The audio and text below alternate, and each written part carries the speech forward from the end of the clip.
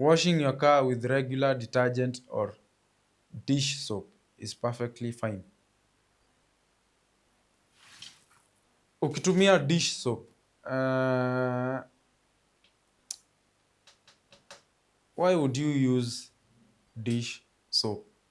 Let's say now for example, umeenda mahali ulikuwa umepeleka gari kwa garage and then imepata some grease na oil on the bodywork. Some people may use detergent ama omo, toss, whatever brand yenye anatumia, to make it look cleaner and iweze cut through that grease. But tuseme detergent is one of the worst things you can use on your car's paint. Sawa. Now, detergent is going to cut through your grease ama hiyo oils, hizo oils na hizo uchafu zote related to those greasy related dirts. But zinakuanga very aggressive, especially for car surfaces. Okay? So when you use it on your car, kitu ya kwanza itakuwa ina strip, kuna layer inakuanga kama protective wax, a coating that manufacturers use. So that detergent is going to strip away that protective wax. Na kama gari yako iko na plastic trims along the doors and what not, sometimes you will notice zimeanza kufade. Mostly ni juu ya kutumia hizo omo, toss and whatever.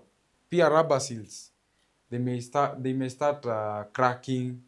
Kama ni clear coat inaanza kupeel, you start finding some yellow blemishes on the paint kwa sababu ya kutumia those detergents.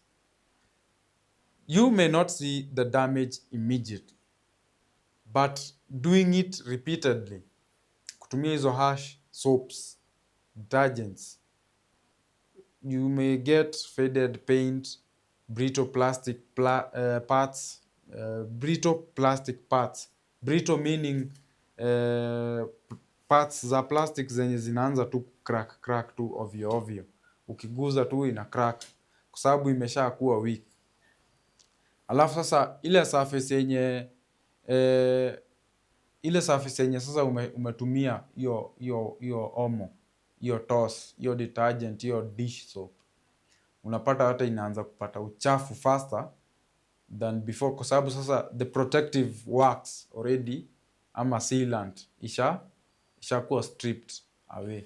So what should you use instead ndio usipatane na hizi mashida? So a proper car wash shampoo is recommended. So kuna hizi car wash ambazo zinakuanga wanafanya hizi mambo za detailing.